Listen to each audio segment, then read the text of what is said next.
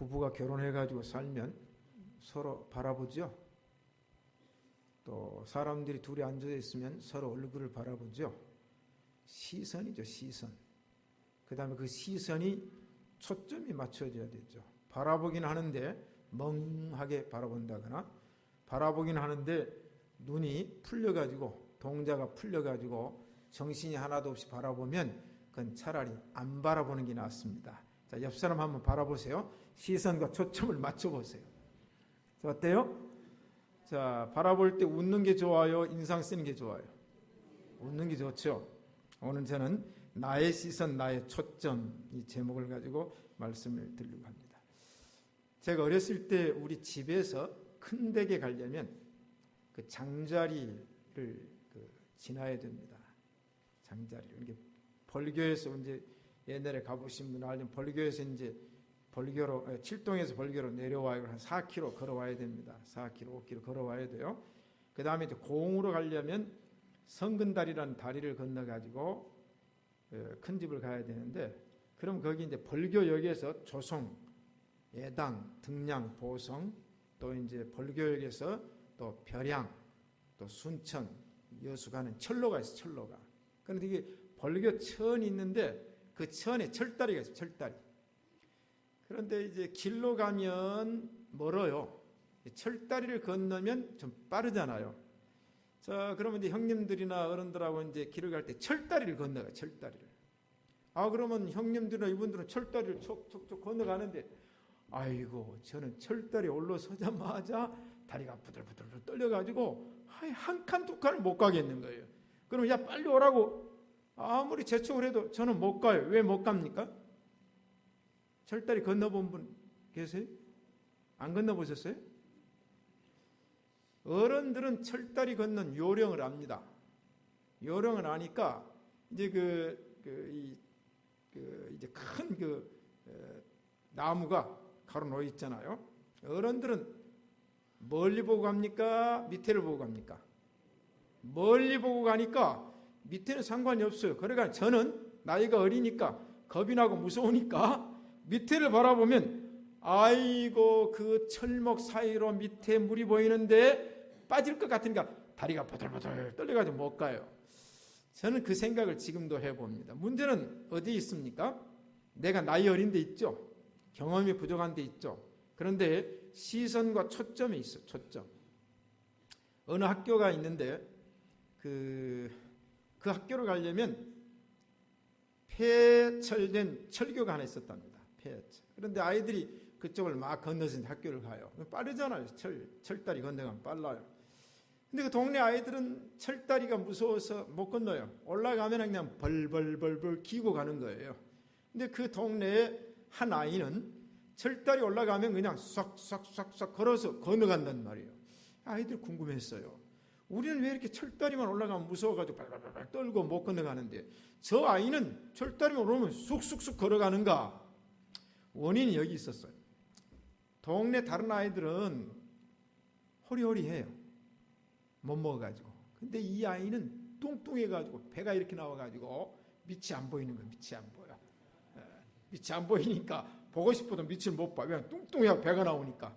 그러니까 자연적으로 이 아이는 밑이 안 보이니까 앞을 보고 간다. 그래서 철다리를 잘 건너갔다 하는 이야기가 있습니다. 자, 사랑하는 성도 여러분, 오늘 제가 설교하는 이제 내용이 뭔가는 이제 눈치챈 분들은 다 알 줄로 믿습니다. 따라합시다. 예수님만 바라보자.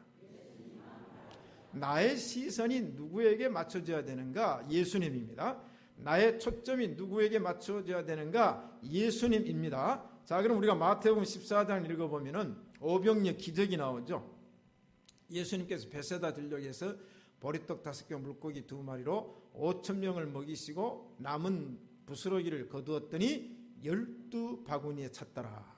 예수님이 기적을 베푸신 다음에 사람들이 예수님 임금님 삼으려고 하니까 예수님께서 그걸 물리치시고 산에 가서 기도하셨어요. 그런데 제자들은 이제 갈릴리 호수를 건너가는 겁니다. 밤 4경쯤 되어가지고 건너가죠. 그래서 예수님이 기도하시다가 내려오셔가지고 그 갈릴리 호수를 건너가는데 그때 마침 풍랑이 일었어요. 왜 화면이 이렇게 희미하게 나와요? 다 그래? 여기만 그러는 거예요. 풍랑이 일었어요. 풍랑이 일어가지고 제자들이 그 풍랑 때문에 빠져 죽게 되어가지고 안간힘을 써가지고 배를 어가하는데 도저히 바람과 이 파도를 이겨낼 수가 없는 때가 되었습니다.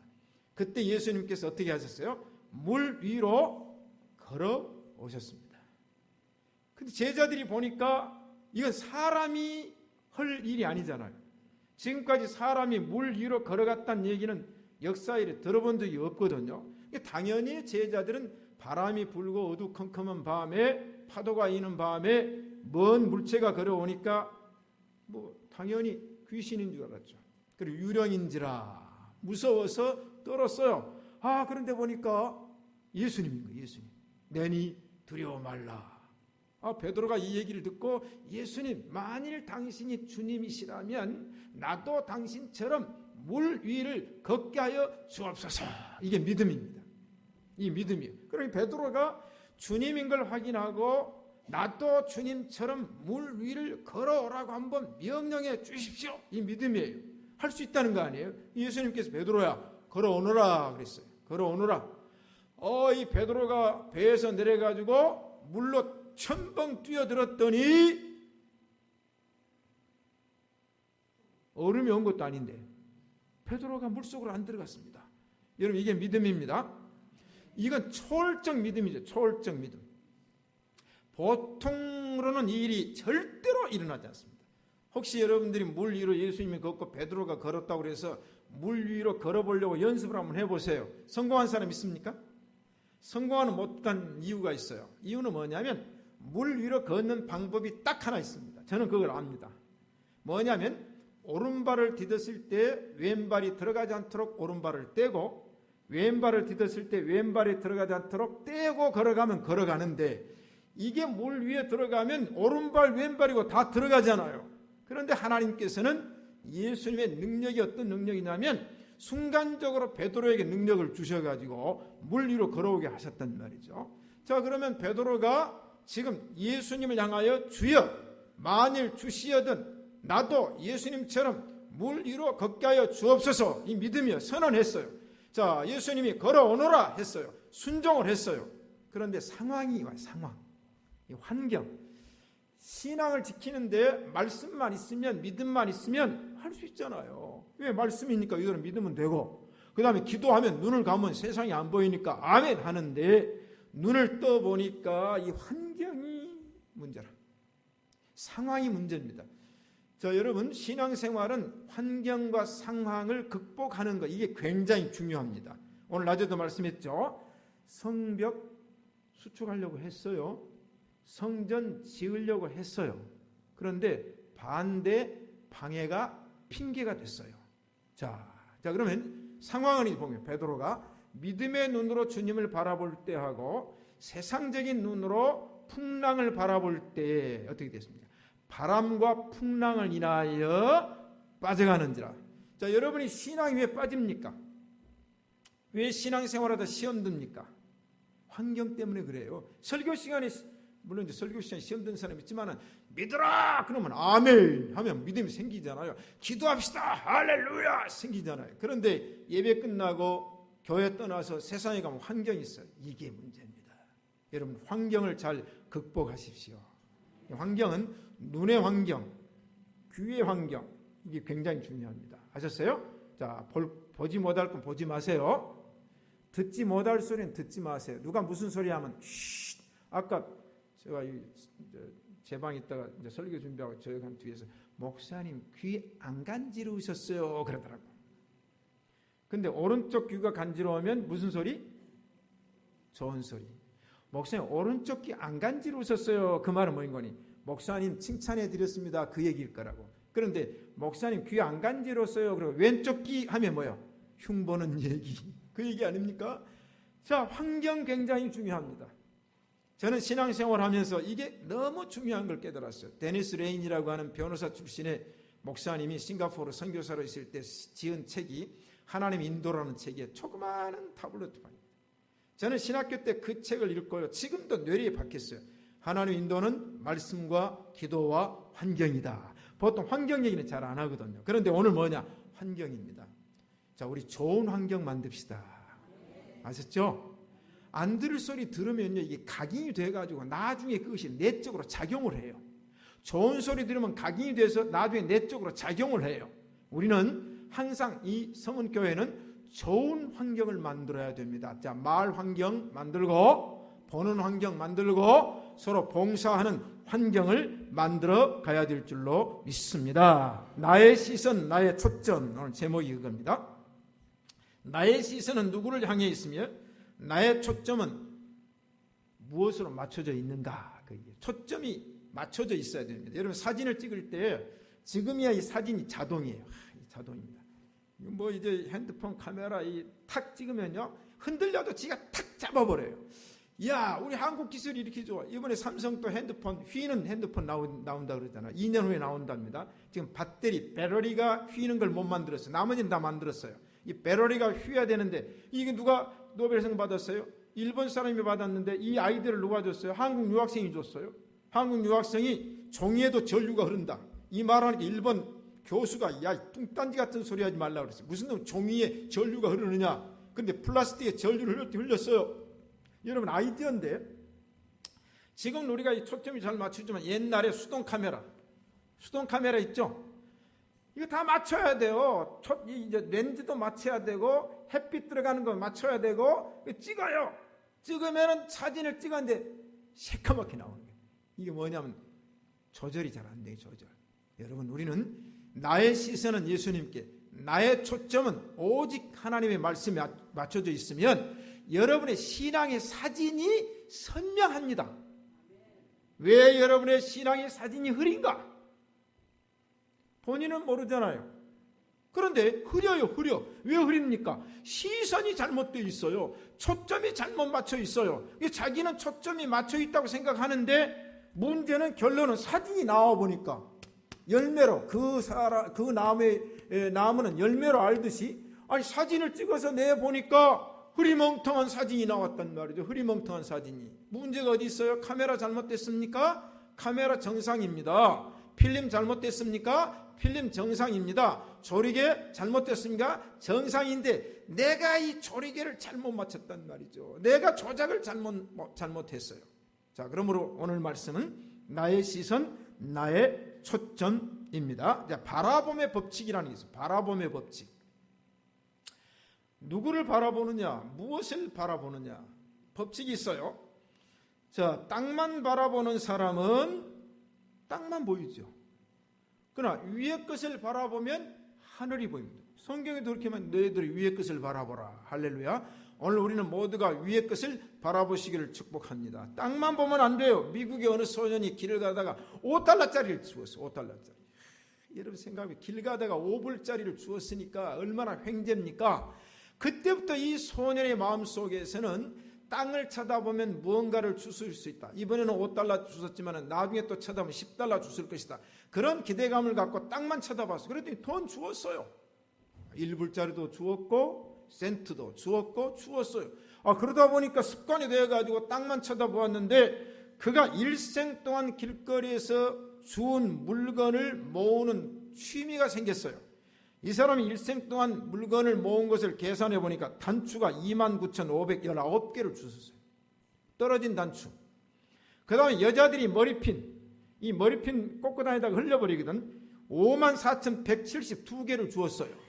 여러분, 단추 떨어진 거 주워 모아놔서 뭐 할 거예요, 그거? 여자 머리핀 떨어진 거 주워가지고 뭐 할 거예요? 떨어진 동전, 떨어진 지폐, 그거 주워놔서 뭐 할 겁니까? 그래서 이 사람은 처음에 땅만 쳐다보다가 5불짜리를 주운 것 때문에 그의 시선이 땅에만 집중되다 보니 넉마주의가 되었다. 우리는 넉마주의 되지 맙시다. 그래서 벌레의 눈과 새의 눈이란 이야기가 있어요. 벌레의 눈은 앞만 봐요. 앞만 봐. 입만 보아요. 벌레는 땅만 쳐다보아요. 왜? 벌레는 땅만 쳐다본다니까요. 새는 하늘을 봅니다. 새는 멀리 봅니다. 왜 새가 멀리 보고 창공을 볼 수 있습니까? 나르기 때문에. 오늘 여러분 이 오후 예배 시간에 오신 여러분들은 오늘 이 시간을 통해 신앙의 비상이 이루어지기를 축복합니다. 하늘 나는 거예요. 하늘 나는 거예요. 오늘 또 독수리 날개침 같이 어제도 그 말씀이지만 오후에도 그 말씀이 되겠습니다. 우리는 새 법칙 비상하세요. 올라갑시다. 자, 그럼 첫째, 멀리 바라보아야 할 신앙의 마라토너의 시선과 초점. 오늘 본문입니다. 제가 이 본문을 가지고 신앙은 마라톤이다, 2006년도에 전주서문교회 부임 두 번째 해의 자작 부흥회의 주제입니다. 첫 번째 주제는 뭐예요? 첫 번째 주제는 당신은 행복하십니까? 그 주제로 부흥회를 했어요. 두 번째 해가 신앙은 마라톤. 오늘 그 마라톤의 초점으로 제가 말씀드리지 않고 바라봄의 법칙으로 말씀드립니다. 자, 우리는 세상의 마라토너는 못 됩니다. 여러분 42.19km 달려봤어요? 못 달려봤잖아요. 근데 신앙의 마라토너인 줄로 믿습니다. 내가 예수 믿는 그 순간부터 내 생명 다할 때까지, 천국 갈 때까지 그 킬로미터가, 내 인생의 킬로미터가 각각 다르지만은 우리는 신앙의 마라톤에 풀 코스를 달려야 할 마라톤 선수입니다. 자, 그럼 마라톤 선수가 마라톤 출발 지점에서 어디를 바라봐야 됩니까? 42.195km는 안 보입니다. 100m야 보이잖아요. 우리 여기 거리가 몇 미터입니까? 여기서 끝까지 30 몇 미터죠? 아니 30 몇 미터 더 됩니까? 더 될 것 같아요. 왜냐면 전봇대 하나 그 사이가 50m니까. 전봇대 몇 미터예요? 여기서 저 끝까지? 맨날 봐가지고 그때 재보더니 몰라요? 예? 제가 30 몇 미터 더 될 것 같은데. 자, 보이잖아요. 100m 선수는 보입니다. 200m, 400m 계주는 보입니다. 또 이제 운동장 트럭에서 릴레이 계주하면 10바퀴, 20바퀴 돌지만 종점은 보여요. 그러나 마라톤은 42.100리가 더 넘기 때문에 안 보입니다. 그러나 안 보이지만은 보는 것처럼 달려가는 것이 마라톤이 왜? 가면 목적지가 오기 때문에. 그래서 오늘 성경은 말하기를 이러므로 그랬어요. 이러므로. 자, 그러면 영적 마라토너가 바라보아야 할 대상이 있습니다. 두 대상을 바라보라고 성경은 말했어요. 첫째 대상은 누구냐? 구름같이 둘러싼 허다한 증인들을 바라보아라. 그 말은 뭐인 거니? 이미 이 세상에 있지 않지만은 믿음을 지키다가 천국 간 선진 성도들이 천국에서 이 세상의 신앙의 마라톤 경주를 하고 있는 성도들을 향하여 천국에서 구름같이 둘러싸서 하는 일이 뭐냐면 대한민국 한단 말이에요. 서문 교회 이거 한단 말이에요. 그 응원하고 있어요.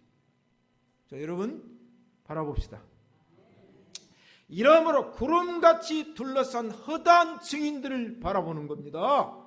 자, 그러면 이 세상 사람들은 시기 질투가 있어서 나를 환영 안 해주고 응원 안 해줄 수도 있어요. 개중에 다는 그렇잖아요. 다 저를 좋아합니까? 그렇지 못해. 개중에는 시기와 질투가 있어요. 증오가 있어요. 그 다음에 잘 되는 걸 못 보는 거 있어요. 아무리 사람 마음이 똑같다고. 그러나 이 세상 사람들을 바라보면 실망, 좌절, 낙담일 수 있는데 신앙의 마라토너가 바라보아야 할 시선과 초점은 이 세상의 응원자가 아니라 하늘나라에 먼저 간 구름같이 둘러싼 허다한 증인이란 말은 응원단. 할렐루야. 지금 내 귀에는 박수 소리가 들리지 않죠. 그러나 하늘나라에서는 지금 김승년이라고 하는 목사가 일생 동안 목회하면서 신앙의 마라톤을 해갈 때 먼저가 앞서간 성도들이 구름처럼 둘러싸가지고 제 인생 마라톤, 신앙의 마라톤에 승현아 파이팅! 응원하는 소리를 듣고 응원하는 모습을 바라보자. 그러니까 신앙생활 하는 겁니다. 그러니까 목회하는 거예요. 예? 그러니까 목회하는 거예요. 제가 신학교 입학해가 지금까지 46년째인가 됩니다. 예? 그것도 군대 2년 빼고 군대까지 합하면 더 돼요. 오늘 아침도 제가 일어나서 기도하면서 하나님, 제가 일생 5살 때 예수님 믿고 그 교회 출발한 이후에 한 번도 교회를 떠나지 않냐고 제가 60년이라고 하는 세월을 신앙을 지켜왔습니다. 돌이켜보니까 다 하나님의 은혜로다. 아까도 하나님의 은혜라는 찬송을 치더라고요. 나의 나된 것은 다 하나님의 은혜로다. 할렐루야. 그게 뭡니까? 먼저 간 우리 엄니가 천국에서 계속 기도하시고 응원하신 걸 저는 듣습니다. 봅니다. 우리 장모님이 천국 가셔서 이 사위와 딸을 위해서 계속 기도하고 응원한 소리를 보고 듣습니다. 저는 그 믿음 가지고 오늘까지 왔어요. 우리 구름같이 둘러싼 앞서간 선진들의 응원 소리를 듣고 보시는 시선 초점 됩시다. 그러면 또 하나 있어요. 믿음의 주여 또 온전케 하시는 이인 예수를 바라보자. 예수님을 바라보자. 내 시선이 누구를 향하여? 예수님을 향하여. 내 초점이 누구를 향하여? 예수님을 향하여. 그러므로 오늘 여러분은 주님을 향하는 시선을 고정시키시고 주님을 향한 시선의 초점을 고정시키시기를 축복합니다. 예수님을 바라보자. 그런데 예수님 누구냐 그 말이에요. 성경에 보니까 믿음의 주여. 우리는 믿음의 대상 예수님입니다. 물론 우리가 아브라함도 믿어야 되고 욥도 믿어야 되고 그렇잖아요. 왜? 아브라함 믿음의 조상이니까. 그런데 예수님이 누구냐? 왜 예수님을 바라봐야 되느냐 하면 예수님은 믿음의 주님이십니다. 오직 주님만 믿어야 됩니다. 믿어야 돼요. 그 다음에 예수님 어떤 분이요? 온전케 하시는 이다. 우리가 불완전해요. 그런데 주님이 온전케 해요. 내가 온전함 같이 너희도 온전하라. 우리가 이 세상에 온전해질 수는 없지만 기독교는 뭡니까? 부단한 노력. 천국은 힘쓰는 자가 침노한다 그랬어요. 우리 이미 구원받은 사람들입니다. 그럼 구원받았으니까 모든 게 끝났으니까 이제는 죄는 지어도 되고 어느 교단의 이단처럼 과거의 죄, 현재의 죄, 미래의 죄까지 예수님께서 단번에 지성소에 들어가서 용서해 주었으니까 회개 기도는 할 필요 없다. 그건 이단이죠. 그럼 왜 회개하라고 그랬어요? 이단이 되는 건 쉬워요. 그냥 하나만 주장하고 나머지는 부정해버리는 겁니다. 여러분, 우리 주님은 나를 온전케 하시기 위해서 십자가에 피 흘려 죽으신 줄로 믿습니다. 내 신앙 온전케 해요. 그런데 이 세상이 온전히 안 된다 할지라도 여러분 실망하지 마세요. 고린도전서 13장을 읽어보니까 사랑장이 나오는 6절 이하 이런 얘기를 했어요. 우리가 지금은 부분적으로 아나 그날과 그때는 온전히 알 것이요. 우리가 지금은 거울로 보는 것 같이 희미하나 그날과 그때는 얼굴과 얼굴을 대하여 볼 것이요. 우리가 지금은 어린아이같이 장성하지 못하지만 그날에는 어른처럼 장성하게 될 것이요. 성경이 그렇게 말을 했어요. 성경이. 자, 그날에는 얼굴과 얼굴을 대하여 본 것 같이 완전하여 지리라. 부분적이 아니고 온전하여 지리라. 그렇게 말했어요. 자, 우리가 왜 주님을 바라봐야 되는가? 저는 그 앞에 있는 즐거움을 위하여 십자가를 참으셨다. 자, 우리 참읍시다. 지금 우라통이 올라와요? 안 올라와요? 안 올라와요. 여러분 다 내려갔어요. 때로는 치밀어 오릅니다. 치밀어 올라요. 치밀어 올라요. 시간이 갈수록 제 고백입니다. 충격 속에서는 뭔지 몰랐어요. 지금은요, 제정신이 좀 돌아왔나 봐. 밑에서 치밀고 올라옵니다. 이럴 수가 없지. 세상에 이럴 수가 없지. 돌이켜봐도 도저히 일어나서는 안 될 일이 일어났어요. 치밀어 오릅니다. 치밀어 올라. 이제 오늘 아침도 일어나가지고 이제 아침 일찍 새벽기도 이제 시간이 있으니까 일어나가지고 계속 기도합니다. 그런데 다른 때는 안 그랬는데 오늘 아침에 일어나서는 더 그래요. 치밀어 오르는 거예요. 이럴 수는 없지 않습니까? 세상에 이럴 수는 없지 않습니까? 이럴 수는 없지 않습니까? 세상에 막 그러는 거예요. 그런데 생각하니까 뭐예요? 제 앞에 뭐가 있어요? 즐거움이 있습니다. 앞으로 하나님께서는 저에게 상을 예비해 주신 줄로 믿습니다. 마라톤 경기를 불꽃으로 완주하면 우리 예수님께서 나에게 생명의 면류관, 의의 면류관, 영광의 면류관을 씌워 주실 줄로 믿습니다. 그 상급을 바라보면 나중에 나옵니다. 그 바라봄의 법칙입니다. 바라봄의 법칙 뭐냐? 예수는 그 앞에 있는 즐거움, 부활이라는 영광, 승천이라는 영광, 재림이라는 영광, 만주의 주, 만왕의 왕이신 심판주라는 그 영광을 앞을 바라보면서 그 십자가를 참으사. 인내합시다. 그러더니 마침내 어떻게 됐어요? 부끄러움을 개의치 아니하더니 부끄러움 참 부끄럽습니다. 지금도 어디 나타나기가 부끄러워요. 제일 부끄러운 대상이 처음에 누구였냐? 내 아내더라고요. 그리고 내가 여태까지 산다고 살았는데 얼굴을 못 쳐다보겠더라고요. 얼굴을. 두 번째 내 자식들이 부끄럽더라고요. 얼굴을 못 쳐다보겠더라고요. 얼마나 내가 부끄러운지. 세상에 내가 이렇게까지 됐을까. 그래서 얼굴을 제대로 못 쳐다봐요. 밥 먹을 때도 얼굴 못 봤어요. 옛날에 얼굴 쳐다보고 밥 먹었는데 그 다음부터는 내리깔고 밥 먹는 거예요. 여러분, 그러나 우리 부끄러움을 개의치 맙시다. 마침내 하나님 보좌 우편에 앉으셨느니라. 하나님 보좌 우편에 앉으셨느니라. 어떤 두메산골 할머니가 전도받고 예수님 믿고 교회를 다녔어요. 근데 이 할머니는 일자 무식이요. 그런데 교회 갔더니 예배를 시작하려고 그러면 사람들이 바라고 외우는데 이 할머니는 이제 가는 귀가 먹어가지고 말귀는 잘 못 알아들어요. 또 자기도 그걸 다 성경도 외울 수도 없어. 그런데 이 할머니 마음 가운데 믿음이 하나 생겼어요. 우리 예수님은 읍내 우편국에 계시는 분이시구나. 그래서 평생 소원이 벌교 읍내 가가지고 예수님 만나보는 게 소원이에요. 그래가지고 이제 자식들한테 사정을 했어요. 야, 5일 장에 갈 때 나 좀 데리고 가라. 그러니까 할머니 모시고 가면 그 두메산골 산 넘고 가야 되잖아요. 그러니까 할머니 모시면 짐되잖아요. 할머니 장에 갈 필요 없다. 우리가 할머니 필요한 거 다 사다 줄 테니까 할머니랑 집에 계셔서 아니다. 내가 죽기 전에 그래도 벌교는 가봐야 되겠다. 제가 벌교라 고향이라 그 읍내 장에는 가봐야 되겠다는 게 어머니 뭐가 그렇게 장에 가고 싶어 하세요. 내가 꼭 우편국에 가봐야 되겠다. 우편국에. 아니 편지 우리가 붙여드릴게요. 아니 할머니가 편지 붙일 거 글도 못 쓰신 분인데 그런 게 이제 할머니가 그래도 가고 싶다니까 자식들이 이제 소원 풀어드린다고 5일 장날 할머님 모시고 벌교 우체국 벌교 읍내 갔더니 우체국 데려다 달라고 그러더래요. 우체국 데려다 줬더니 이 할머니가 우체국 문을 열고 들어가더니 여기 예수님 어디 계시오? 그러더래요. 아니 우체국 직원들이 여기는 예수는 없어 그랬어요. 아니 우리 교인들이 맨날 예수님 우편국에 계신다고 해서 내가 예수님 만나러 왔어. 그런데 그러니까 이 사람들이 아니 예수님 여기 안 계세요 그랬단 말이에요. 그러니 가만히 생각하니까 사도신경을 외울 때 전능하신 하나님 우편에 앉아 계시다가 저리로서 산 자와 죽은 자를 심판하러 오시리라. 보니까 우편에 앉아 계신다는 분을 이 할머니는 가는 귀가 뭐가지고 우체국에 앉아 계신 분. 옛날에는 우편국 지금 우체국이라면 옛날에는 우편국이라고 그랬단 말이죠.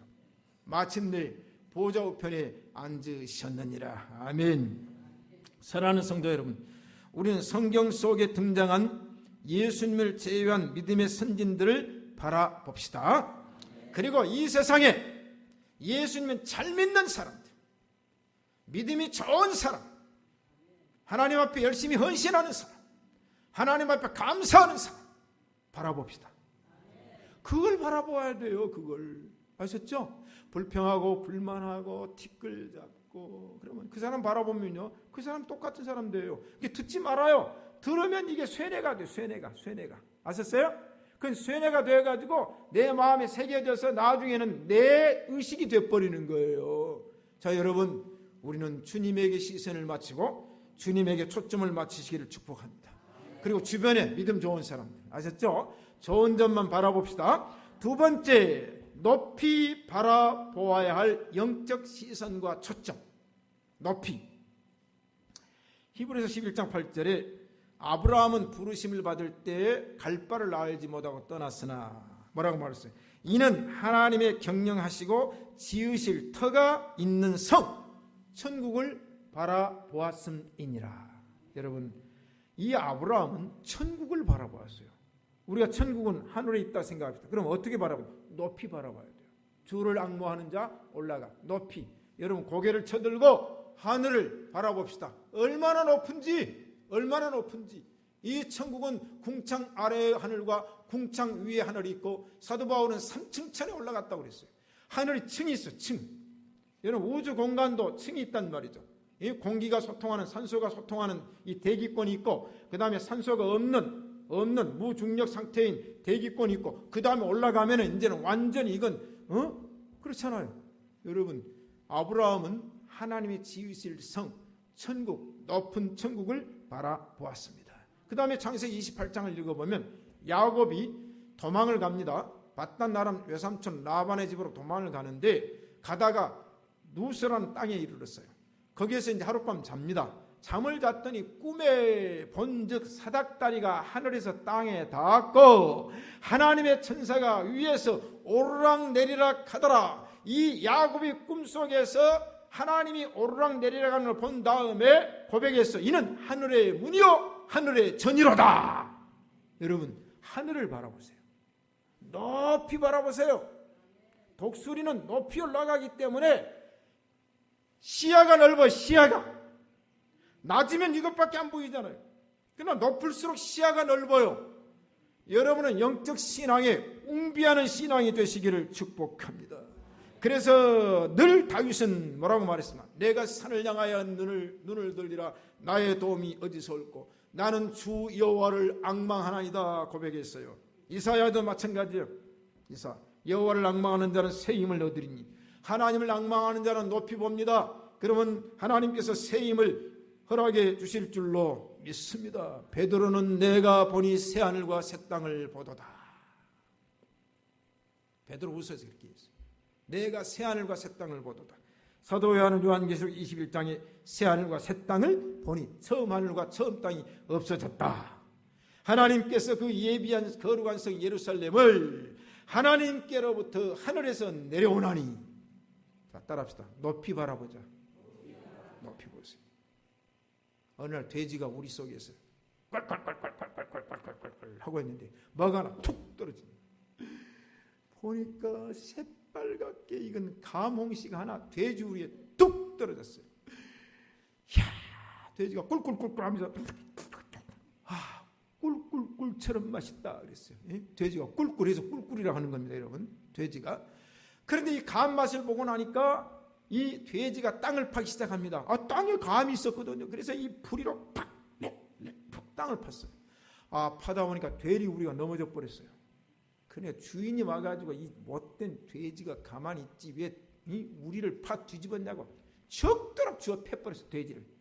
돼지가 주인한테 얻어맞고 벌렁 누워가지고 아이고 아파라, 아이고 죽겠네, 아이고 죽겠네. 보니까 또 감이 하나 뚝 떨어져. 보니까 감나무 위에서 감이 뚝 떨어져요. 아하, 내가 감이 위에서 떨어진 줄 알았으면 왜 땅을 팔 겁니까? 그건 몰랐어요. 땅만 파는 돼지라. 그러니까 돼지 우리를 안 망가뜨려서 왜 얻어맞습니까? 여러분, 땅만 파니까 얻어맞아요. 하늘을 봐야 되는데 땅만 파다가 교회도 무너뜨리고 신앙도 무너뜨리고 하나님이 주워 팼단 말이죠. 그때 벌렁 누워가지고 끙끙 앓고 그때서 하늘을 보았어요. 우스운 얘기죠. 사랑하는 성도 여러분, 세 번째는 넓게 바라보아야 할 시선과 초점입니다. 높이 바라볼 뿐만 아니라 넓게 바라봅시다. 자, 우리가 창세기 13장을 읽어보면 아브라함이 가나안 땅에 들어갔습니다. 조카 롯을 데리고 들어갔어요. 아브라함은 하나님이 복을 주셔서 자기 재산도 많았지만은 조카 롯에게 재산을 상속해 줬어요. 조카 롯도 노비도 많고 양도 많고 염소도 많고. 그런데 조카 롯이 얼마나 부자가 됐든지 아브라함의 때와 롯의 때, 아브라함의 목자와 롯의 목자가 그 소돔과 고모라 성, 소알 땅이거든요. 요단부터 소알 땅이라고 했어요. 굉장히 넓은 땅. 그 땅을 초장에서 두 사람이 목양할 수가 없어서 목자들이 날마다 싸웁니다. 날마다 싸워. 아브라함이 양보의 기지를 이제 내는 겁니다. 조카 롯에게 네가 우하면 내가 좌하고 네가 좌하면 내가 우하리라 그랬더니 조카 롯이 삼촌 나는 우하겠습니다. 그래가지고는 그 비옥한 에덴 동산과 같은 소알 소돔과 고모라 땅을 딱 차지하는 거예요. 아브라함이 이제는 조카 롯이 차지하니까 그래 그럼 내가 떠나야 되겠구나 하고 아브라함이 소돔과 고모라 땅 소알 땅을 떠났어요. 그랬더니 하나님께서 아브라함에게 나타나셔서 너는 일어나 종과 횡을 걸어보아라. 동서남북을 걸어보아라. 네 발이 닿는 곳은 내가 너에게 다 주리라. 조카 롯은 그것만 바라보았어요. 현재 좋으니까 미래도 좋을 줄 알고, 그러나 현재 좋은 그곳은 범죄의 소굴이었어요. 하나님이 멸망시킬 땅이었어요.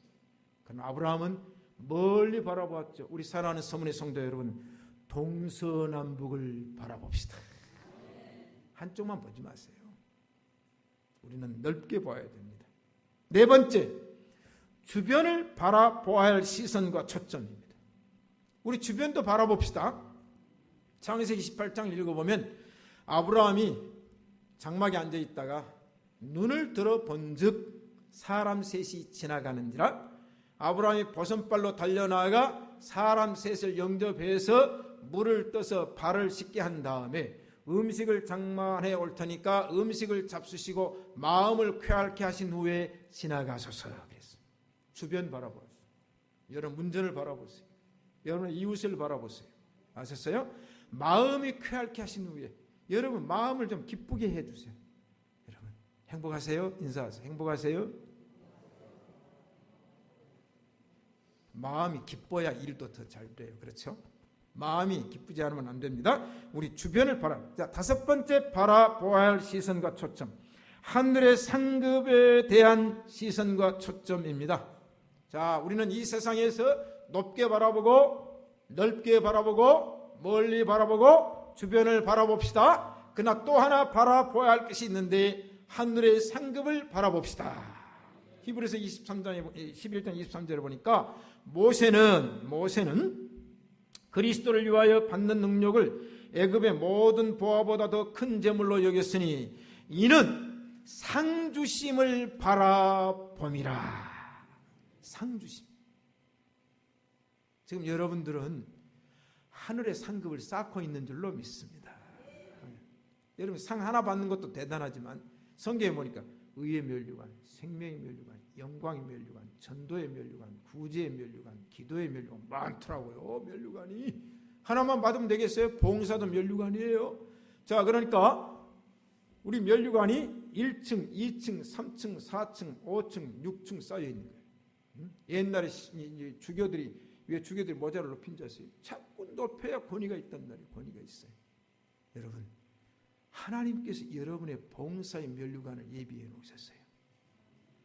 의의 면류관, 생명의 면류관, 영광의 면류관, 전도의 면류관, 구제의 면류관, 봉사의 면류관. 여러분 천국 가서 면류관을 4, 5, 6층 쓰십시오. 바라기는 저보다 여러분들의 면류관이 더 많기를 축복합니다. 아니 크게 아멘 하세요. 여러분들이 면류관이 더 많기를 축복합니다.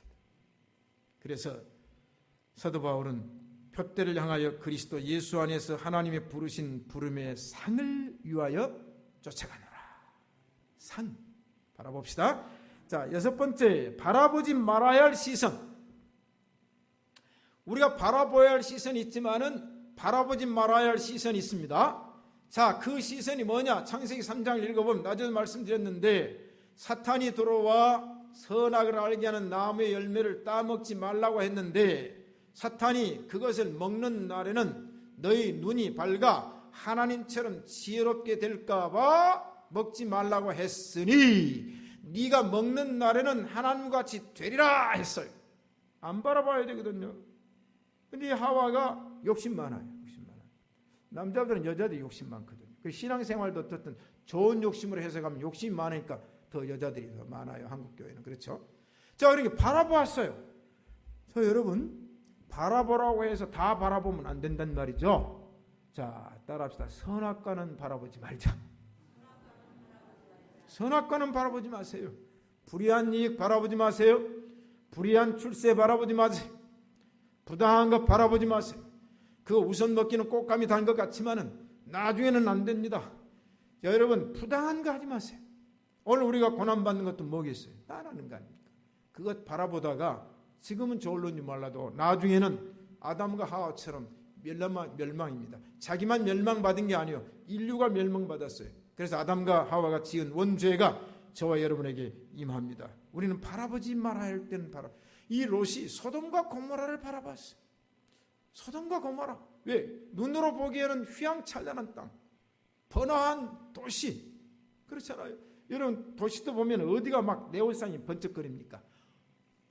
모텔 네온산이 호텔 네온산보다 더 반짝반짝해요. 그 다음에 뭐예요? 룸살롱. 그 다음에 뭐 카바레. 이거 막 빛이 반짝반짝해요. 보통 데는 반짝반짝 안 해요. 근데 저녁에 나가면 그런 도시는 막 불야성같이 반짝거려요.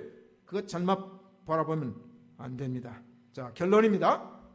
사랑하는 성도 여러분, 우리 모두는 오직 주님만 바라봅시다. 내 시선은 오직 주님입니다. 아멘. 내 초점은 오직 주님입니다. 여기에 딱 고정을 시키세요. 똑바로 보고 싶어요, 주님. 곁눈질 하기 싫어요. 그렇잖아요. 똑바로 보고 싶어요, 주님. 똑바로 보세요. 곁눈질 하긴 싫어요. 곁눈질 하지 마세요. 여러분, 곁눈질 하는 사람이 좀 우아하게 보입니까? 똑바로 바라보는 사람이 우아하게 보입니까? 자꾸 이 사람 좀 수상한 사람이에요. 수상한 사람. 그렇죠? 자꾸 곁눈질하는 거예요. 그러나 신앙은 정도입니다. 바른 길을 바라봐야 됩니다. 바른 대상을 바라봐야 됩니다.